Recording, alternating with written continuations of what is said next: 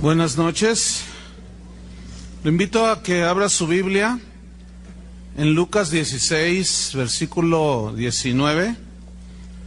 Vamos a ver un pasaje que habla sobre una historia que se llama Lázaro y el rico.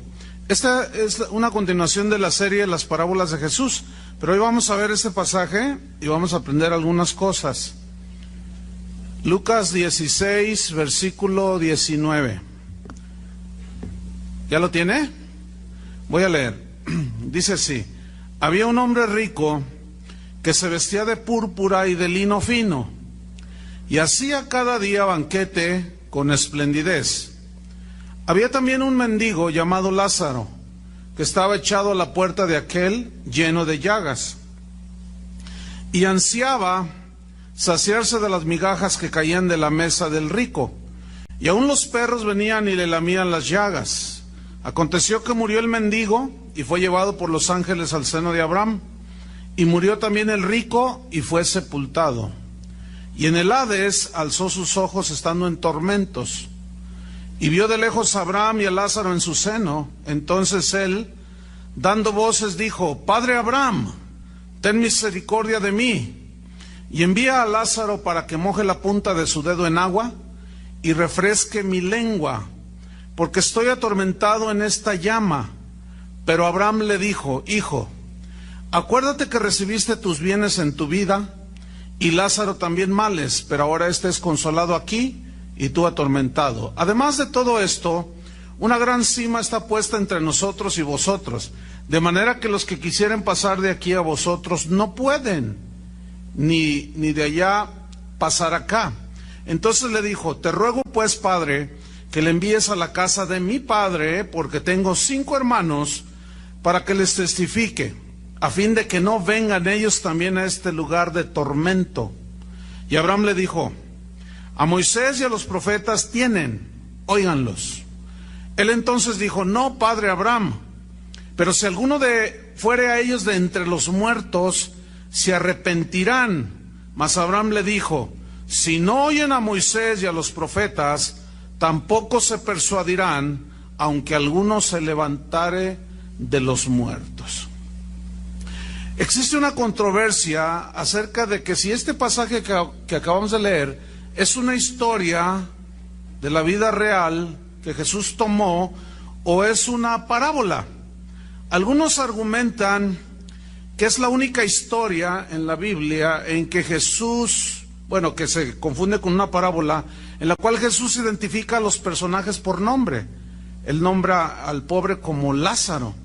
Por lo tanto, según muchos estudiosos de la Biblia, entre ellos algunos padres de la iglesia primitiva, aseguraban que era un caso de la vida real, una historia real. Por lo tanto, lo consideran no como una parábola, sino como una historia de 2 hombres que es muy posible que, según la narración de Jesús, los que lo estaban escuchando conocían a ese Lázaro. No es Lázaro el que resucitó, el hermano de Marta y María, no, es otro Lázaro. Entonces, pero en fin, en lo personal yo me inclino en que es una historia real. Sin embargo, ese no es el punto principal ahora,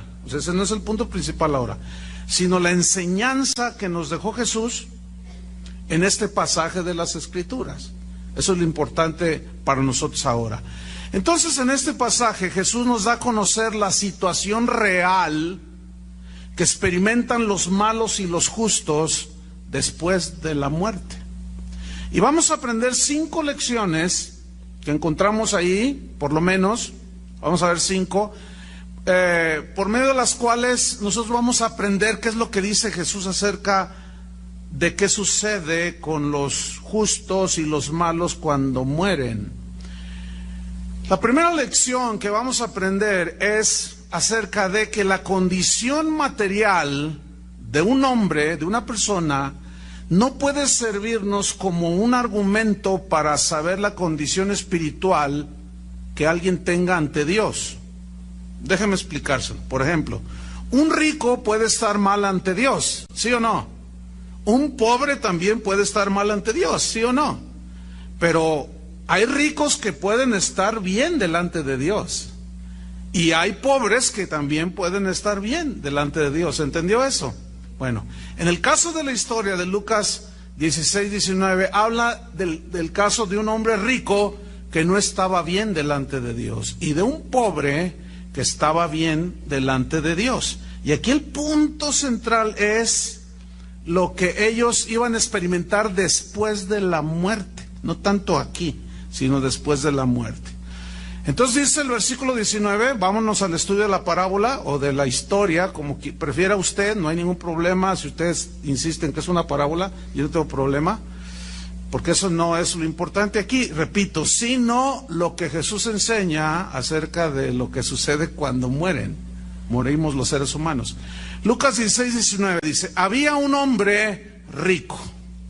Bueno, las riquezas materiales, ya dijimos, no son indicio contundente de que el rico en este caso tiene el favor de Dios. Los judíos de aquel tiempo eso creían.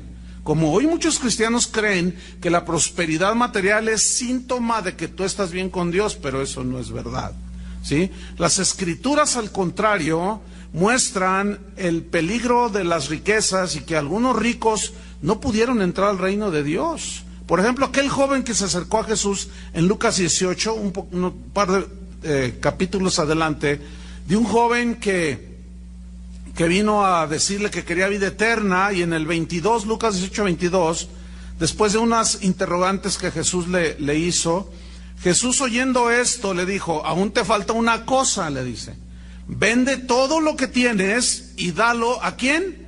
A los pobres. O sea, este era otro rico. Y dalo a los pobres, y tendrás tesoro en el cielo, y ven y sígueme. Entonces él, dice, oyendo esto, se puso muy triste, porque era muy rico. Al ver Jesús que se había entristecido mucho, dijo, cuán difícilmente entrarán en el reino de Dios los que tienen riquezas. Versículo 25, porque es más fácil pasar un camello por el ojo de una aguja que entrar un rico en el reino de Dios, porque su Dios es el dinero, las riquezas. Entonces vemos pues aquí que este hombre había prosperado, pero estaba muy lejos del reino de Dios y no quiso arreglar sus cuentas con Dios. En Santiago capítulo 5, si abre su Biblia ahí conmigo, ahí hay un juicio que el apóstol Santiago está diciendo en contra de los ricos que explotan al pobre. Entonces vemos también aquí ricos que están mal delante de Dios, pero hay ricos que estaban bien delante de Dios, como Abraham era muy rico, ¿se acuerda? Y estaba bien, es el padre de la fe, estaba bien con Dios. Entonces vamos a ver Santiago 5, 1 al 5, al 6. Bueno, dice así, vamos ahora, ricos, llorad, dice, y aullad por las miserias que os vendrán. Vuestras riquezas están podridas, vuestras ropas están comidas de polilla, vuestro oro y la plata están enmohecidos, y su moho testificará contra vosotros, y devorará del todo vuestras carnes como fuego. Habéis acumulado tesoros para los días postreros. Y esta era la razón de este juicio de Santiago. Dice, he aquí, fíjese, clama el jornal de los obreros que han cosechado vuestras tierras, el cual, el jornal, por engaño no les ha sido pagado por vosotros. Os explotaban a la gente y eso aumentaba sus riquezas. ¿Conoce gente así? Pues donde trabajo, dice usted. Bueno, yo no sé. Dice, y los clamores de los que habían cegado han entrado en los oídos del Señor de los ejércitos. Habéis vivido en deleites sobre la tierra y sido disolutos. Habéis engordado vuestros corazones como en el día de matanza. Habéis condenado y dado muerte al justo, y él no os hace resistencia. ¿Por qué? Porque no puede. ¿Saben ustedes por qué existen los sindicatos? ¿Sí saben? Por el abuso de los patrones, por eso. Si los patrones fueran justos y pagaran lo justo, no existirían los sindicatos. Entonces volvamos a Lucas 16, 19. Dice que había entonces un hombre rico Y luego da unas señas muy interesantes. Dice que se vestía de púrpura y de lino fino, es decir, se vestía con ropa cara en exceso. Según en ese tiempo, todo lo que tenía color púrpura era muy fina, era el color que usaban los reyes, etcétera. Y el lino fino, junto con la tela púrpura, color púrpura, valía su peso en oro. O sea, lo que pesaba la túnica, ese era el valor en oro. O sea, haga de cuenta que se ponían un traje de Armani, ¿sí? De $15,000, o sea, de $10,000, que equivalen como a 120,000. Imagínense un traje de 120,000 pesos. Pues es una exageración, ¿no es cierto? Bueno, pues este hombre andaba pues con lo mejor de la ropa, con lo más caro, pero era ropa cara en exceso. ¿Sí? Usted puede tener ropa buena que tiene un costo relativamente significativo, pero dura bastante. A veces dicen que lo caro sale barato, ¿no es cierto? Pero aquí era una ropa cara en exceso. Había una exageración en el costo de las ropas que este hombre usaba, y tratando de mostrar tal vez su riqueza, como presumiéndole a todos que él sí tenía dinero.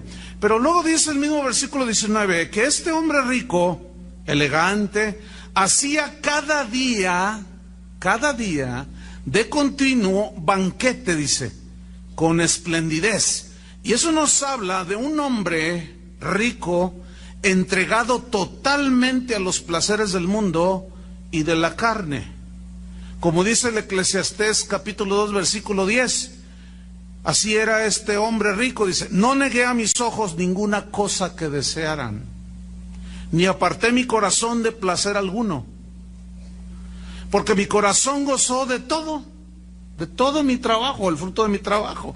Y esta fue mi parte de toda mi faena. Miré luego, dice el Eclesiastés, todas las obras que habían hecho mis manos y el trabajo que tomé para hacerlas, y aquí vi que todo era vanidad y aflicción de espíritu, y sin provecho debajo del sol. Bueno, aquí Salomón está reflexionando, era muy rico, ¿se acuerdan? Y él está reflexionando que en eso no consiste la vida del hombre. O como el hijo pródigo de la parábola, ¿se acuerdan? La parábola del hijo pródigo en Lucas también, capítulo 15, versículo 13, donde dice que juntándolo todo, se fue lejos a una provincia, apartada, lejos.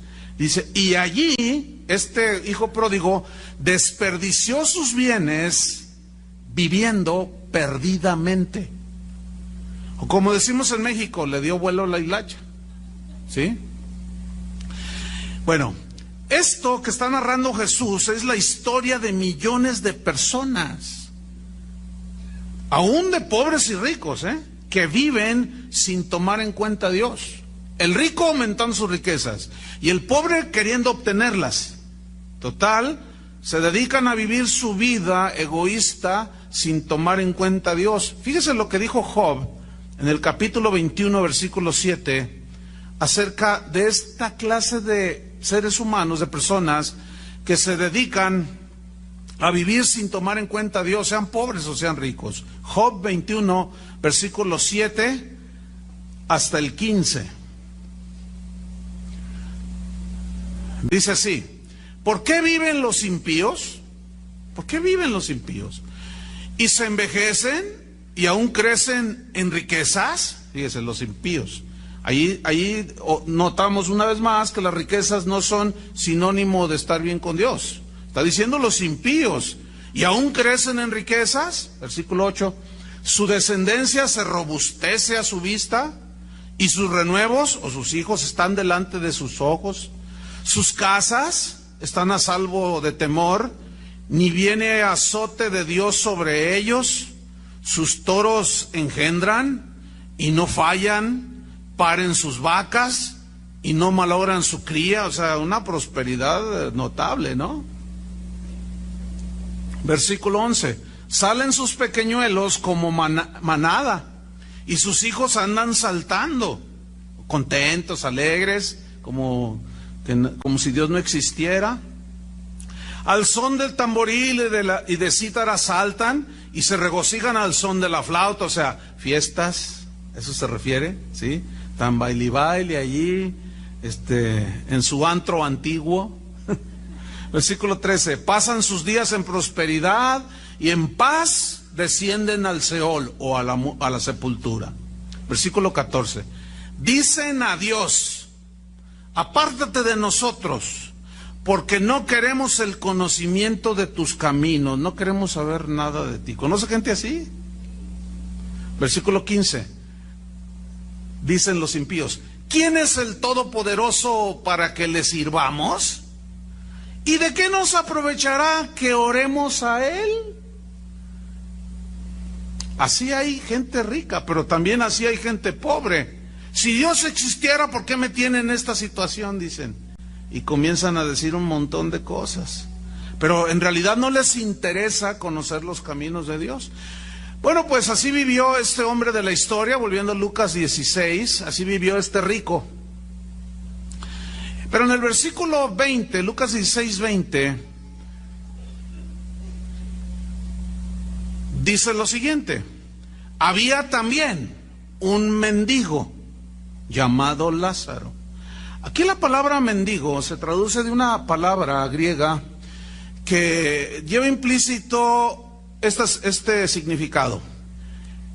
Es alguien que está en una pobreza extrema de las cosas elementales. O sea, hay pobres que comen un plato de frijoles en la mañana, en la tarde, 2 comidas. Hay otros que pueden hacer las 3 comidas, pero siguen siendo frijoles con 2 tortillas. Hay otros que hacen una sola comida, esos son más pobres. Hacen una sola comida al día. Pero hay quienes pueden pasar 2, 3 días y no tienen qué comer. Esos son más pobres. Pero hay todavía algunos muchísimo más pobres, en pobreza extrema, que puede pasar una semana, 15 días y no tienen una sola tortilla, un solo pedazo de pan. Y dice la Biblia que este hombre pobre en extremo se llamaba Lázaro. Pobre.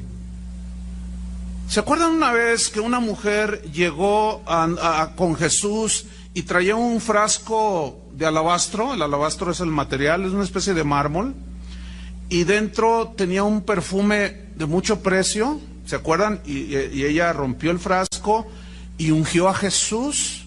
Vamos a ver esta historia en Marcos 14:4. ¿Cuál fue la reacción de algunos de sus discípulos cuando vieron que este perfume de gran precio era pues desperdiciado a la vista de ellos? Vamos a ver lo que dijo Jesús aquí. Dice Marcos 14:4. Dice, y hubo algunos que se enojaron dentro de sí por lo que había hecho esta mujer y dijeron, ¿para qué se ha hecho este desperdicio de perfume? Versículo 5. Porque podía haberse vendido por más de 300 denarios, o sea, 300 salarios mínimos. Una cantidad bastante significativa para un perfume, y más en ese tiempo. Dice, y haberse dado, ¿a quiénes? A los pobres. Parecía como un desperdicio, parecía una como incongruencia, pero detrás de esto, uno de los que murmuraban era Judas. Porque no todos los evangelios dicen que dijo eso porque él le pellizcaba del dinero ahí, del tesoro del Señor. Y murmuraban contra la mujer, dice el versículo 6, pero Jesús dijo, dejadla, déjenla en paz. ¿Por qué la molestáis? Buena obra me ha hecho. Miren el versículo 7. Siempre tendréis a los pobres con vosotros. ¿Qué dijo Jesús? Siempre. Que esto me suena como a confesión negativa, ¿no? ¿Será que el mismo Jesús ni siquiera tenía la revelación de la confesión positiva, no? Porque según los que creen eso, pues la Biblia está llena de confesiones positivas. Pues ¿qué confesión tan positiva la de Jesús? A los pobres siempre los tendréis entre vosotros. No porque Dios quiera así, sino porque como consecuencia del pecado y de la condición de la sociedad, el fuerte abusa del débil. Y el rico se enriquece más y el pobre se empobrece más. Y lo injusto de la vida, no lo injusto de Dios, es lo injusto de las conductas de nosotros. No es una injusticia de parte de Dios, porque cuando puso a Adán y a Eva, los puso a los dos en las mismas condiciones. ¿Sí o no? Bueno, entonces dice, ustedes siempre tendrán a los pobres con vosotros, y cuando queráis, les podréis hacer bien. Pero a mí no siempre me tendréis. O sea, así como estaba en ese momento Jesús. Ha hecho lo que podía, porque se ha anticipado a ungir mi cuerpo para la sepultura. De cierto os digo que donde quiera que se predique este evangelio, en todo el mundo también se contará lo que ésta ha hecho para memoria de ella. Mire, yo hoy lo estoy contando. Pero aquí lo que yo quiero resaltar es lo que Jesús dijo acerca de los pobres. Siempre los tendréis entre vosotros. Cuando el apóstol Pablo se le reveló el evangelio, dice que él fue a Jerusalén a buscar a los apóstoles, Pedro, Santiago, Juan, etcétera. Y cuando los encontró, comenzaron a dialogar y los apóstoles dijeron, no, sin duda se te ha revelado el evangelio. Entonces reconocieron el llamamiento que Dios estaba haciendo al apóstol Pablo para ser un apóstol también y predicador del evangelio a los gentiles. Entonces los discípulos o los apóstoles le hicieron un encargo a Pablo en Gálatas 2:10. Dice así: solamente nos pidieron, después de que reconocieron que su ministerio era de Dios, solamente nos pidieron que nos acordásemos de los pobres. Fíjate, acordarse de los pobres. Cristianos y no cristianos, Lo cual, dice, también procuré con diligencia hacer. Entonces, vemos que los pobres, la gente pobre siempre va a haber en el mundo. Pobres, cristianos, ricos, cristianos, gente rica no cristiana, gente pobre no cristiana, ricos que están bien con Dios, pobres que están bien con Dios, ricos que están mal con Dios, pobres que están mal con Dios. Volvamos al versículo 20. Entonces dice que había también un mendigo llamado Lázaro. Y vea la condición en la que estaba. Dice que estaba echado, o así como tirado, a la puerta de aquel, o sea, del palacio del rico, lleno de llagas. Mire, este hombre no solo sufría por su pobreza, sino que también estaba enfermo. Sufría en todo sentido.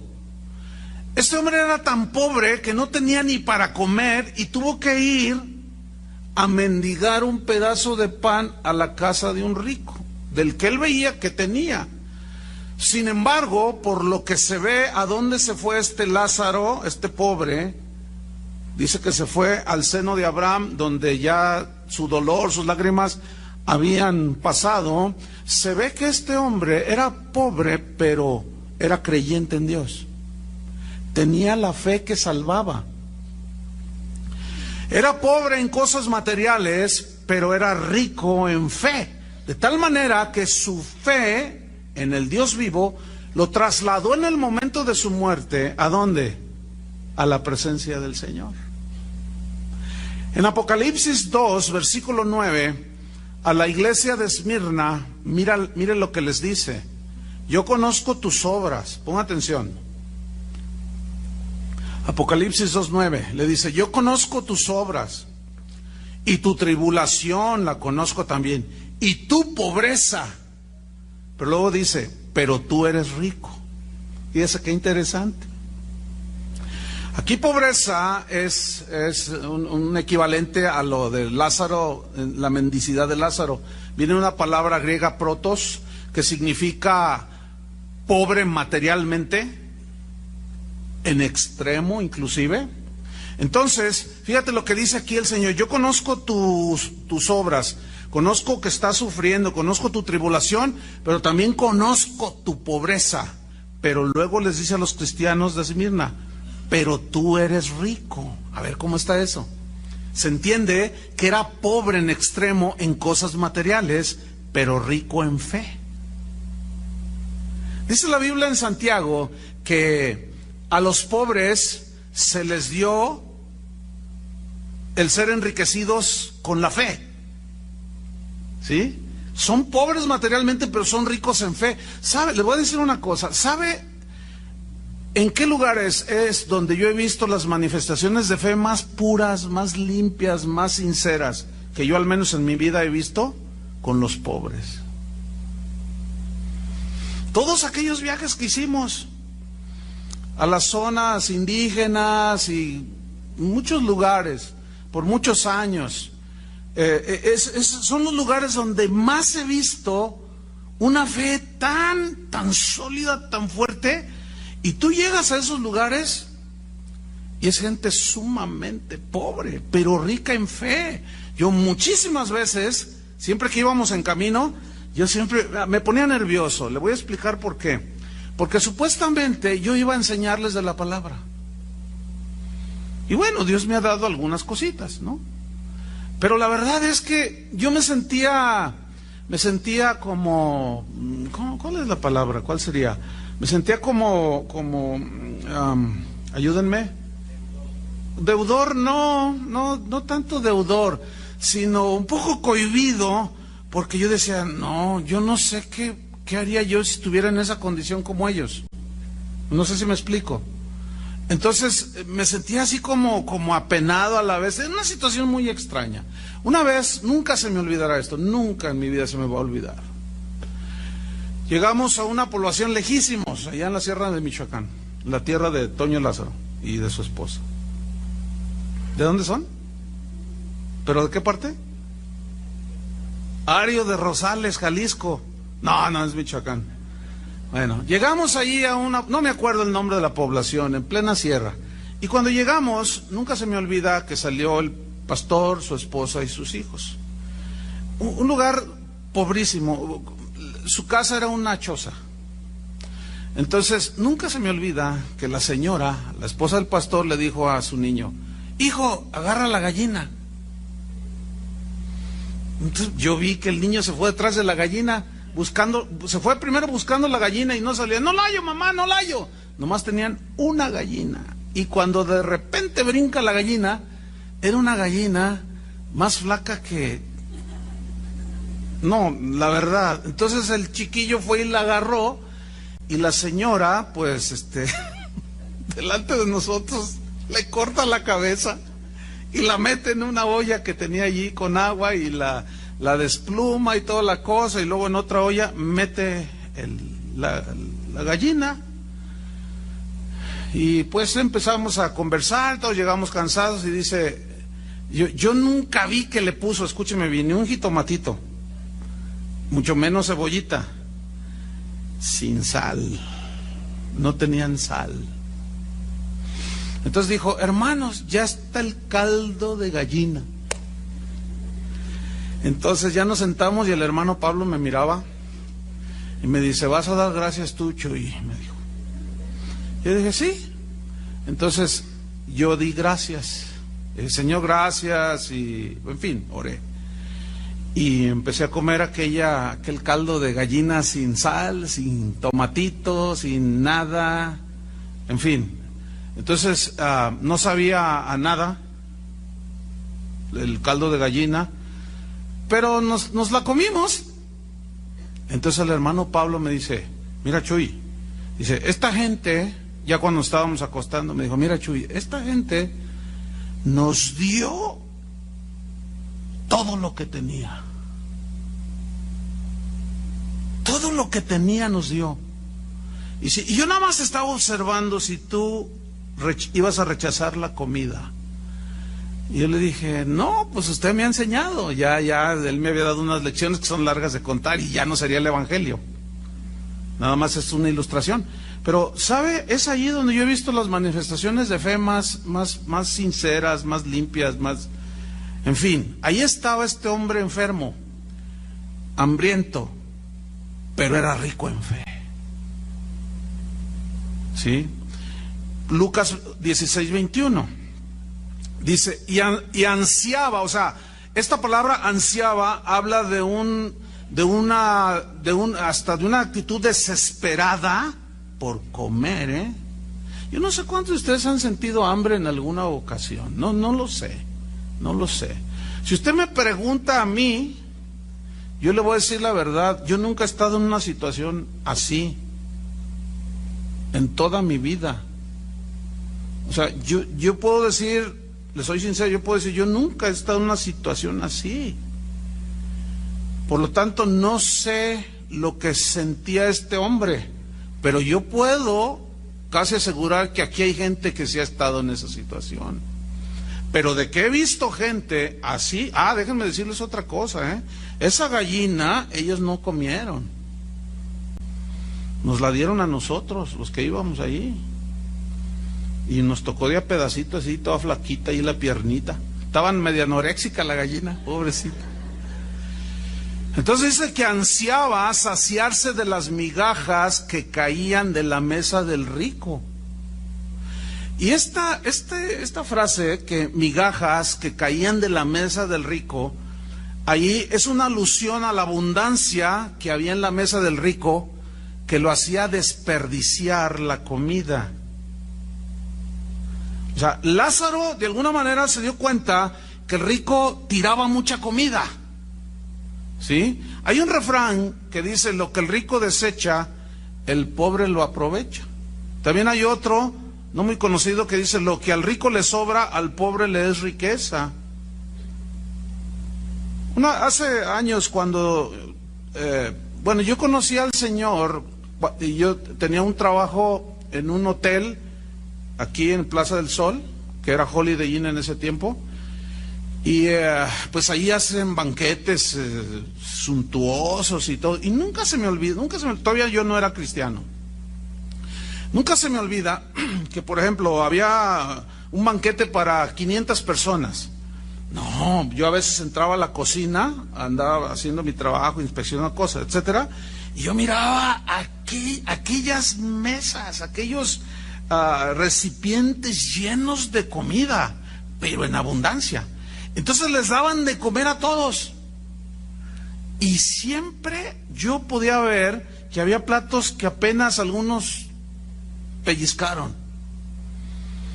Y siempre sobraba un montón de comida. Entonces nunca se me olvida aquella noche, después de un banquete, que entré a la cocina y vi a los cocineros tomando los recipientes de la comida que había sobrado, que no habían tocado siquiera, mire, en los botes de basura, tirándola. Entonces, fíjese, yo ni cristiano era, y le dije, oye, ¿a poco tiran la comida? Dice, sí, son órdenes de arriba. Le digo, ¿cómo? ¿Cómo? Dice, sí, mira, es que hace tiempo, antes de que tú entras a trabajar aquí, venía la gente pobre y se les regalaba, pero no nos la acabábamos, porque este es un hotel de 5 estrellas, de lujo. Entonces llegaba mucha gente acá por el costado, pero pues daban mal aspecto. Entonces dijeron, no, mejor tiren la comida. Y yo me dije, dentro de mí dije, no, pues qué injusto es esto, qué terrible es esto, pero es una realidad, ¿no es cierto? Ahora, aquí hay una enseñanza que yo quiero dejar plasmado en ustedes. Y es la siguiente: no desperdiciemos ni despreciemos lo que muchas veces Dios nos da en abundancia.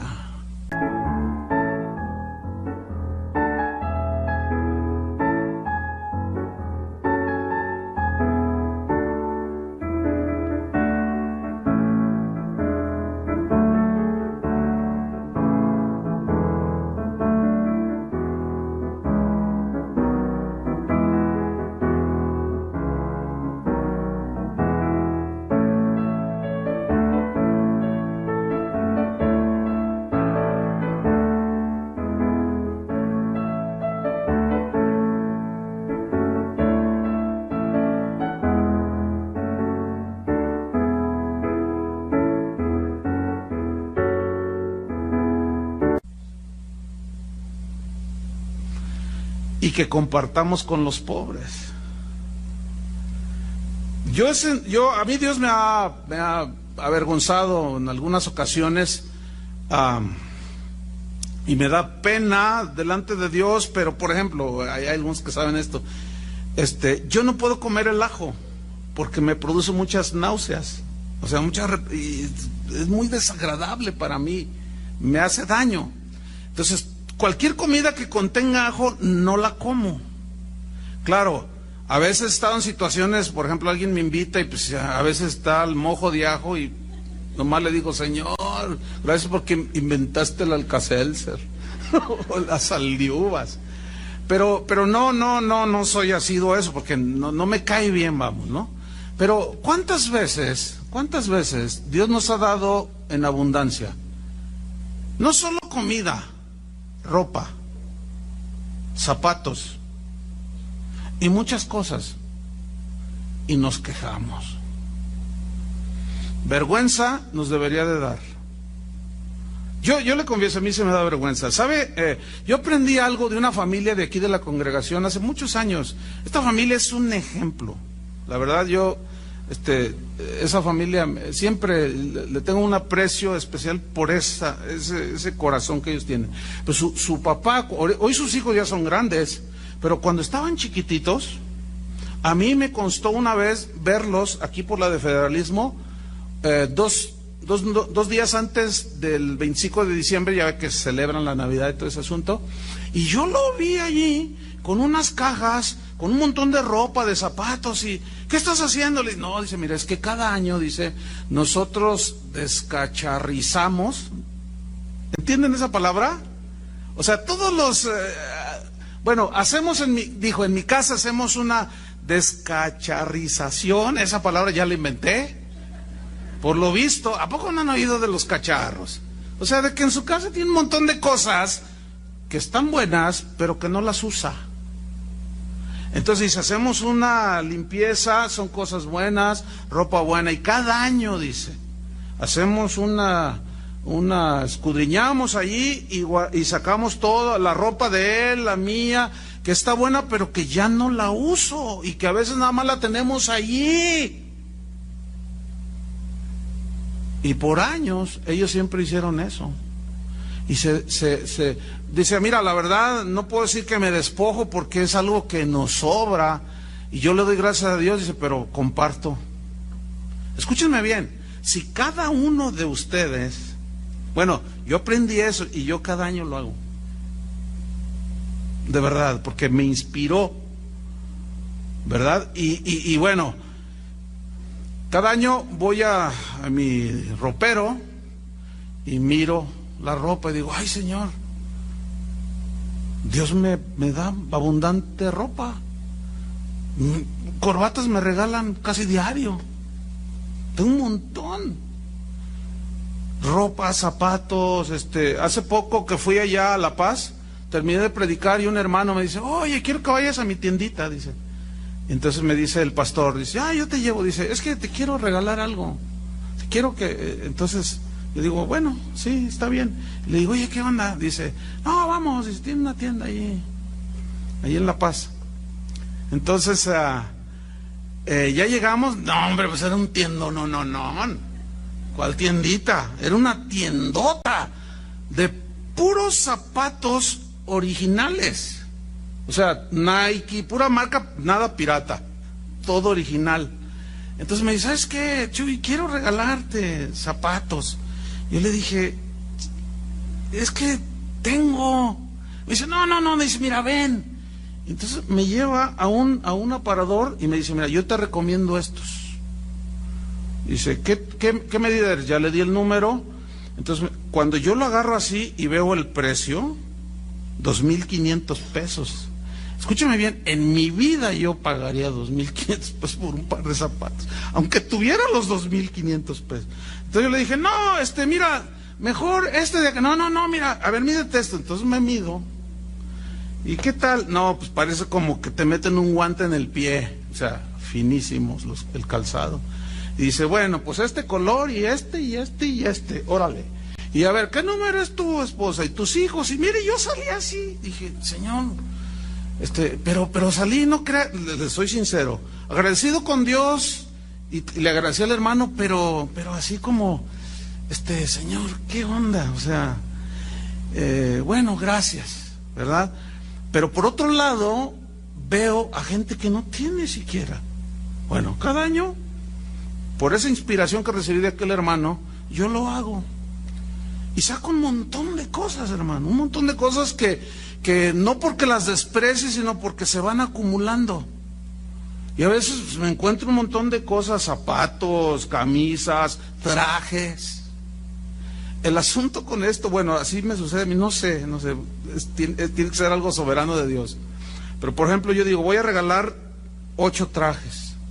Entonces los escojo. Nunca regalo algo que esté mal, nunca haga eso tampoco. Entonces los tomo, entonces Dios me pone, entonces yo los reparto. Mire, apenas los doy y a los 3 días ya tengo 10 nuevos. Y yo digo, ay Señor, ya no sé si, eso, ¿por qué? No lo sé. No lo sé. Yo sé que algunos estarán pensando, ¿y por qué a mí no me pasa eso? No lo sé.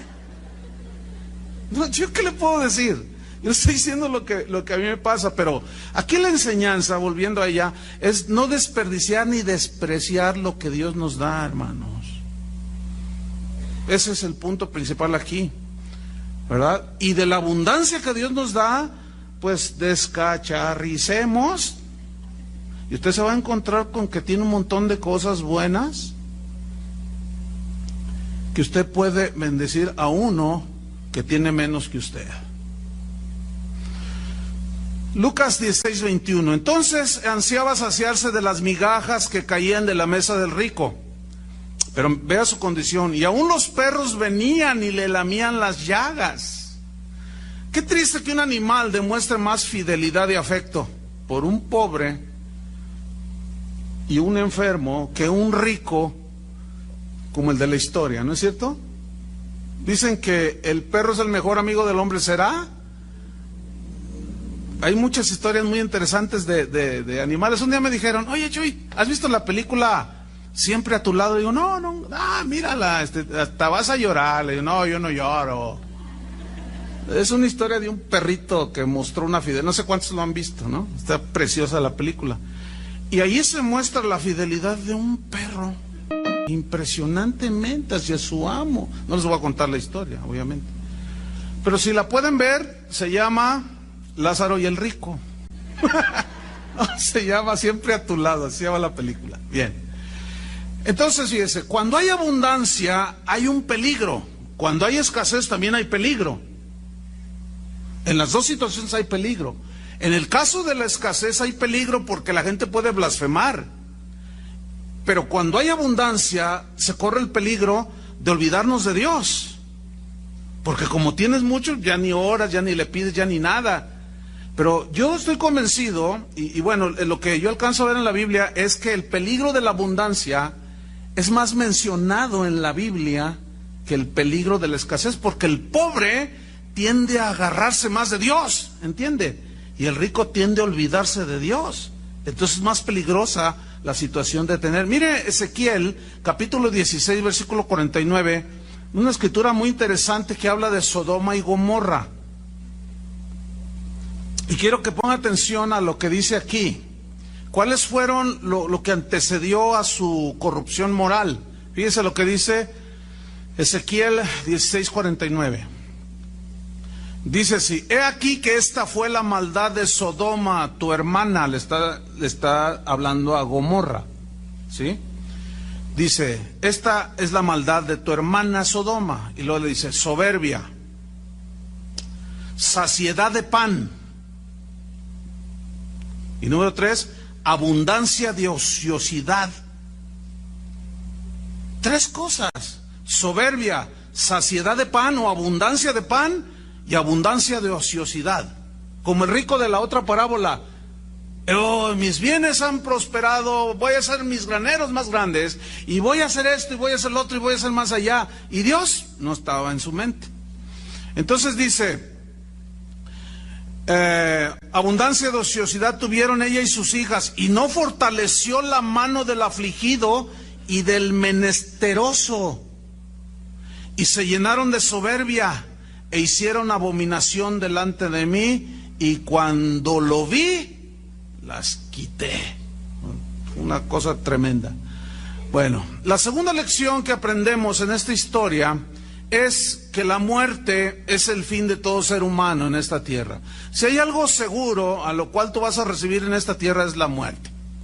Y es de los eventos en la vida que todos con seguridad viviremos, es el lapso de la muerte. Lo quieras o no, lo aceptes o no, algún día te cantaremos allá en el cielo, ya estás gozando de la presencia del Señor. Todos moriremos algún día. Dice Lucas 16:22. Dice, aconteció que murió el mendigo. Lucas 16:22. Murió el mendigo y fue llevado por los ángeles al seno de Abraham. Y murió también el rico y fue sepultado.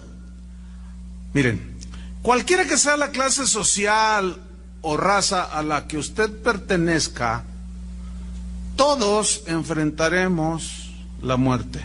Si usted es rico, si usted es pobre, si usted es más o menos, si usted está blanco, usted está prietito, si usted tiene ojos azules, ojos color negro, tiene mucho pelo, está calvo, qué sé yo. No. Todos enfrentaremos un día la muerte.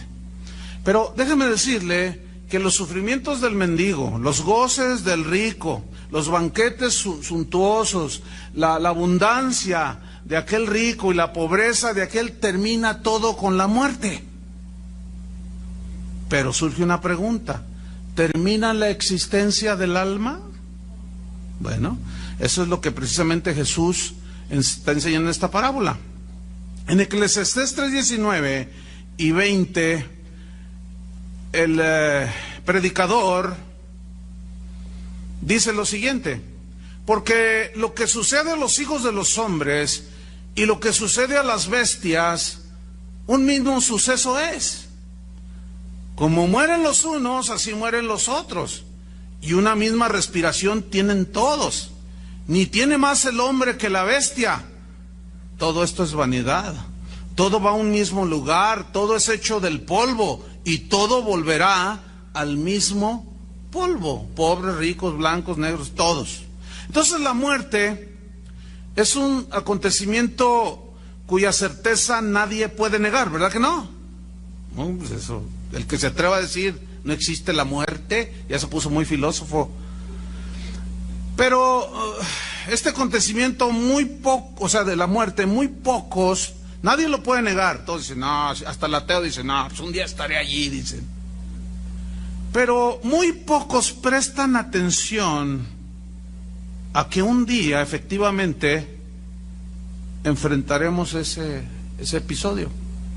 Muchas personas comen, beben, hablan, hacen planes, como si fueran a vivir en este mundo para siempre, y como si nunca fueran a morirse y terminar sus días aquí en la tierra, y descuidan el futuro de su alma.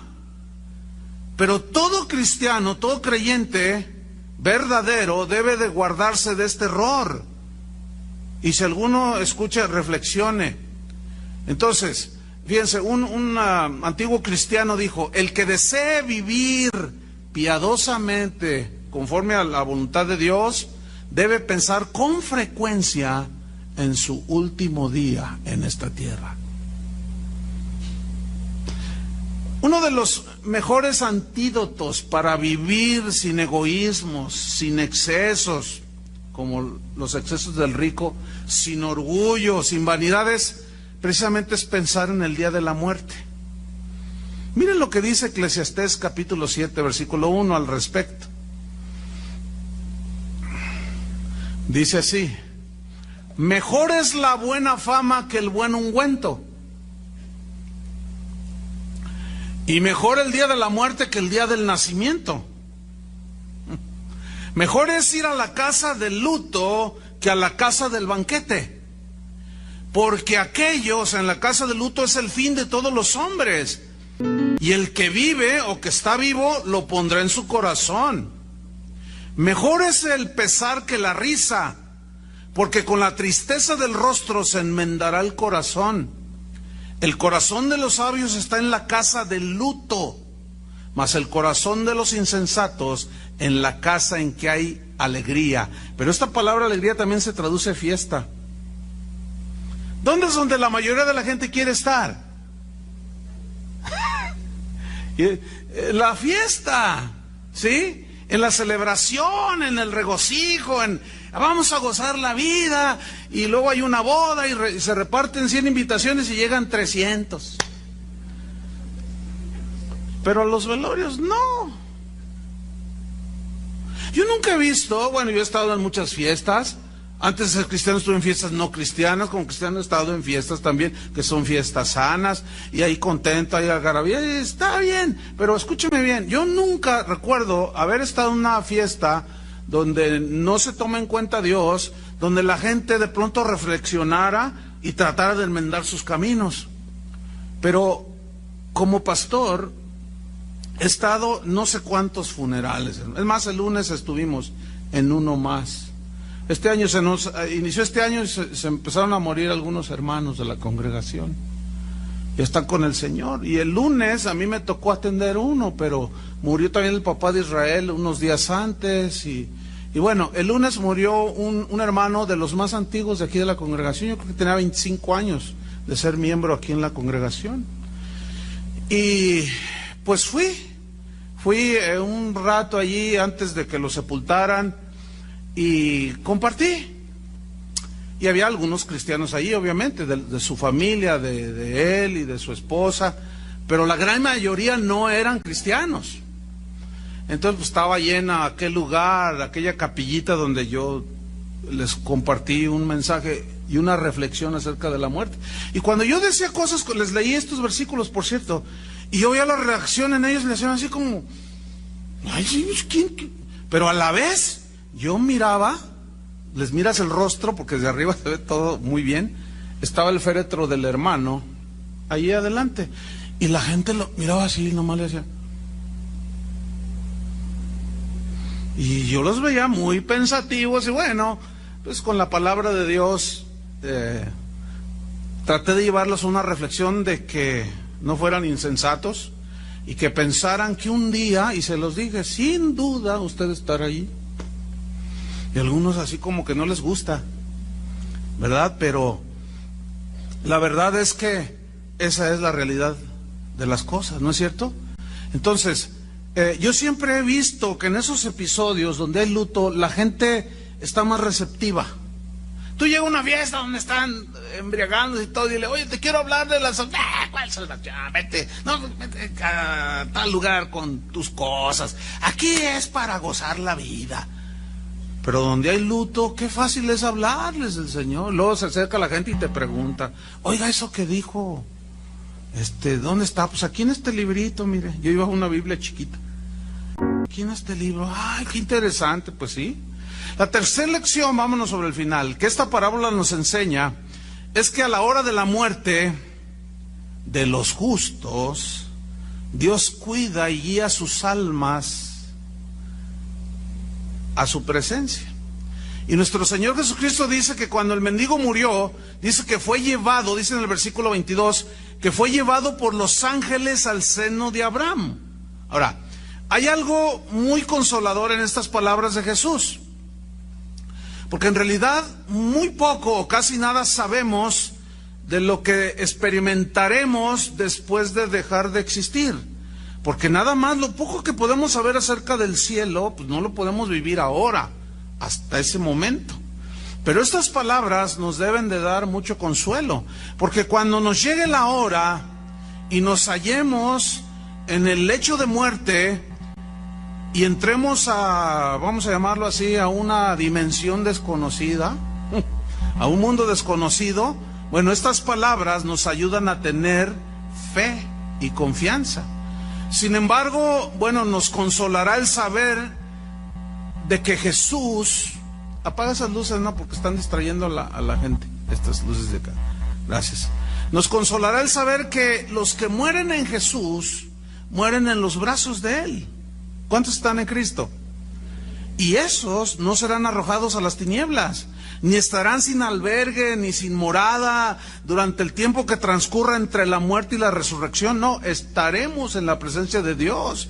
Vamos a encontrar sosiego los que hayamos tenido fe, como la fe de Abraham. Por eso Abraham aparece aquí en la historia.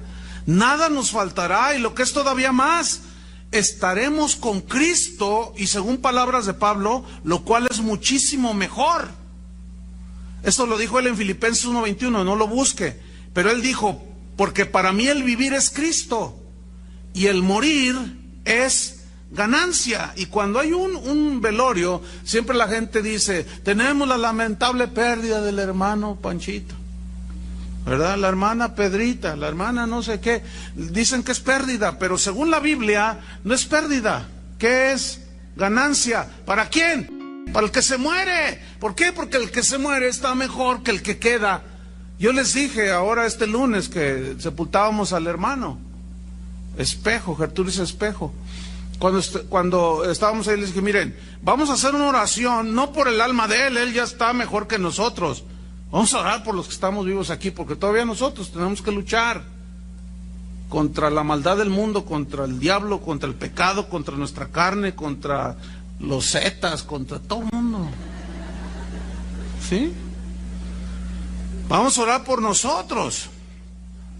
Pablo decía, mas si el vivir en la carne o en este cuerpo resulta para mí en beneficio de la obra, no sé entonces qué escoger, porque de ambas cosas estoy puesto en estrecho, teniendo deseo de partir y estar con Cristo, lo cual es muchísimo mejor. Pablo aquí nos está asegurando que al morir el cristiano se va a la presencia de Dios. La cuarta lección que nos enseña esta historia es que hay un infierno eterno. Y Jesús lo dice en palabras infalibles, o sea, inequívocas, que después de la muerte el rico se fue al lugar de tormento.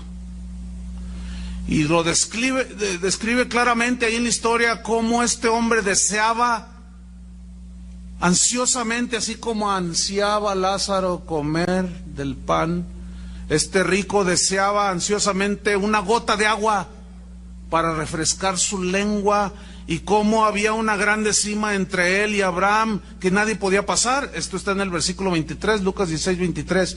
Y en el Hades alzó sus ojos. Ahí está, queda el alma viva con todas las expresiones y sentimientos que tuvimos aquí, pero ahora es espiritualmente. Mire, el cuerpo simplemente es como el traje en el cual usted vive dentro, y este cuerpo sirve solamente para podernos mover y expresarnos en esta tierra, pero dentro tenemos un alma, un espíritu, ¿sí? Que así como nosotros sentimos, olemos, palpamos, escuchamos, espiritualmente es lo mismo. Cuando Jesús dijo, el que tiene oídos para oír, oiga.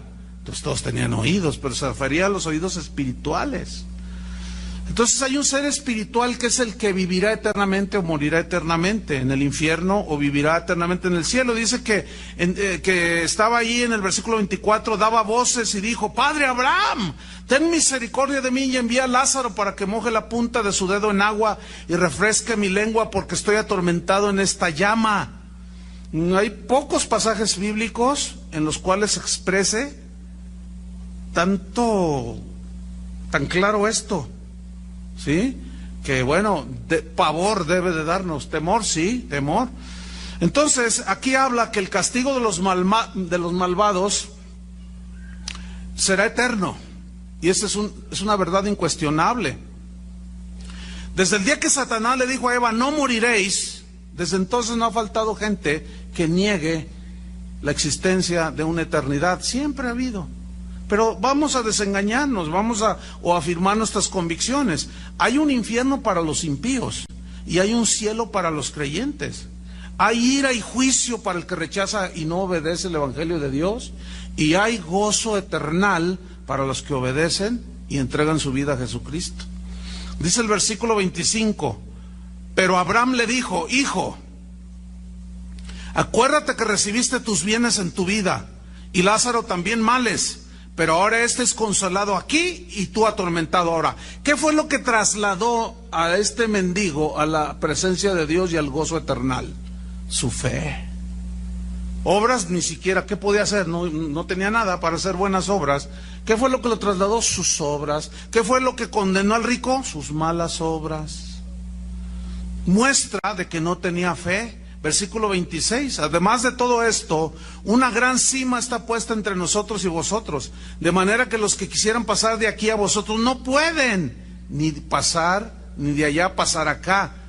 Y finalmente, en quinto lugar, la historia nos enseña que los no convertidos aprenden cuando ya es demasiado tarde.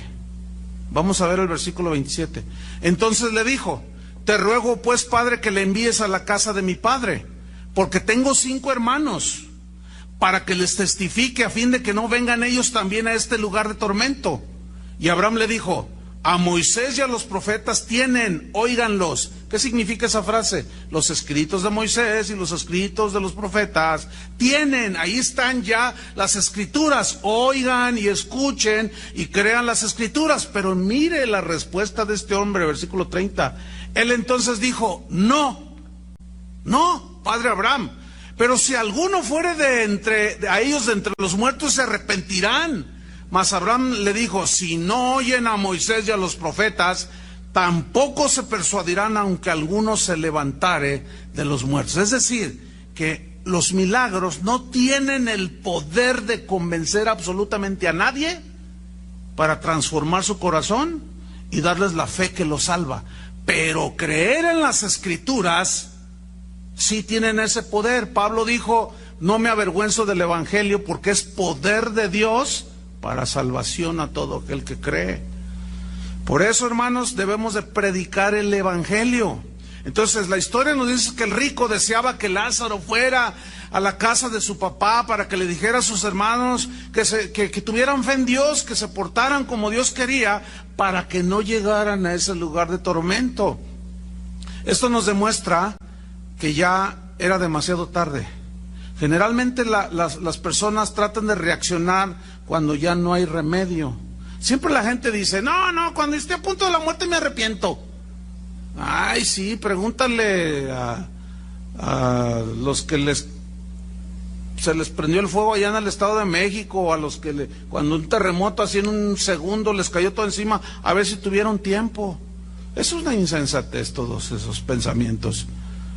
Entonces, la muerte es algo que todos vamos a reconocer, pero la insensatez de no haber puesto atención a nuestra situación espiritual actual, eso va a determinar el lugar al que tú y yo vamos a ir ese día en que tengamos la muerte. Para muchos va a ser demasiado tarde, porque rechazaron en esta vida. Ya no hay miren, todo eso de purgatorio y de que yo te compro unas indulgencias, o como el apóstol de por allí que dice que él saca del infierno a los que él ora, y entonces son puras mentiras. Porque si así fuera, entonces ¿para qué murió Cristo? Si no existe el infierno, como algunos predicadores actualmente andan proclamando por allí, que el infierno no existe, entonces vamos a hacer cualquier cosa. Si el infierno no existe, pues entonces no hay tormento, no hay castigo. Entonces, ¿de qué me va? Escúcheme bien, queridos hermanos, si no hay infierno, tampoco hay cielo. Si no hay cielo ni infierno, tampoco hay pecado. Y si no hay pecado, tampoco hay maldad. ¿Verdad que no hay maldad? Aquí en la del Fresno fue un hecho de buena voluntad, que 2 niñitas ya no existen aquí en esta tierra. ¿Cómo le llamaría eso a usted? Entonces, si hay maldad, ¿usted cree que eso se puede quedar impune en la ley de los hombres? Pero ante la ley de Dios, ¿podrá quedar impune todo eso? No. Entonces, si no hay infierno, Pablo decía: si Cristo no resucitó, si no hay todo eso, comamos y bebamos, mañana moriremos y somos como los perros. En otras palabras. Pero, queridos hermanos, no somos animales. O como dicen los científicos, animales pensantes. Pues piénsele, animal. Sí. De plano. Entonces, finalizamos, ¿verdad? La respuesta de Abraham de que enviara gente allí fue rotunda. Dicen: no, si no oyen a Moisés y a los profetas, tampoco van a creer si se les aparece la Llorona, Juan Diego y el que sea. No. Los muertos, hermanos, aunque se levanten de los sepulcros, no podrán decirnos nada más de lo que la Biblia ya nos dice. La fe en el Hijo de Dios, en su sacrificio. Y los evangelios nos narran la historia de la salvación. La fe en las Escrituras de lo que dice que hizo Cristo, el Hijo de Dios. En eso es lo que debemos de creer para cuando enfrentemos ese día, ¿dónde vamos a pasar la eternidad? Esa es la enseñanza de esa historia, parábola o no. Ok, vamos a suponer que es parábola. Bueno, ya nos está diciendo lo mismo. Hay un infierno, hay impíos, hay malos. ¿Dónde vas a pasar la eternidad? Ese es el mensaje de la historia o de la parábola. Oremos. Señor, te damos gracias por la palabra que es viva y eficaz y que nos advierte, nos instruye, nos amonesta, nos hace ver nuestra condición, pero también nos dice acerca de nuestro futuro. Aquí en la tierra somos como la neblina que amanece y cuando sale el sol se desvanece. Así es la vida del hombre. La vida del hombre es como la flor del campo, que hoy es y mañana se seca y desaparece. Así somos, tan efímeros. Pero el orgullo, la soberbia, tanto de pobres y ricos, tiene atrapada a la humanidad. Para eso vino el Hijo de Dios, para sacarnos de esa condición tan trágica y espantosa. En las palabras de Jesús hay verdad, no hay nada engaño. Él es amor, pero también es un Dios que sigue castigando el pecado, y la paga del pecado es muerte. Pero si nuestros pecados son lavados con la sangre de Cristo, la dádiva de Dios es vida eterna. Y el Apocalipsis termina diciéndonos que allá en el cielo no habrá más llanto, ni más tristeza, ni más dolor. Porque las cosas terrenales ya pasaron y nuestra eternidad con Dios comenzó desde el día en que Él limpió nuestros pecados. Pero que se hace una realidad. Qué realidad tan maravillosa poder ver al Hijo de Dios cara a cara y disfrutar de la paz de los justos, el sueño de los justos, dice la Biblia. La Biblia dice, usa una palabra, durmió, que era un hebraísmo que significa murió, pero es que la Biblia dice así, ellos utilizaban esta expresión durmió, que no significa en ninguna manera que el alma no quede latente, está latente y sus sentidos, sino significa que es un descanso ya para el que muere en Cristo, pero que nuestros cuerpos serán enterrados, pero un día se escuchará la trompeta y vendrá el Hijo de Dios, y los muertos en Cristo, dice la Biblia, resucitarán primero cuando Él venga por su pueblo. Y habrá algunos privilegiados que no verán la muerte física. Y Pablo era uno de los que creían eso. Y él dijo, luego los que habremos quedado, los que vivimos cuando el Señor venga, seremos arrebatados en un abrir y cerrar de ojos. Por tanto, amados, alentaos los unos a los otros con estas palabras. No se cansen de hacer el bien, enseñó el apóstol, porque a su tiempo segaremos y no desmayamos. Aliéntese su corazón. Asegura que tú estás en Cristo por medio del arrepentimiento genuino. Gracias te damos, Señor, por tu palabra que nos da vida. Oramos, Señor, por aquellos que rechazan. Oramos para que en tu misericordia, Señor, no sea demasiado tarde para ellos. Pero eso no depende de nosotros, sino depende de la respuesta que le den a tu llamado, Señor. Nuestra responsabilidad solo es predicarles, hablarles de las verdades del Evangelio. Y aquí están, Señor. En el nombre de Jesús, Padre, te damos las gracias. Amén. Que Dios les bendiga a todos.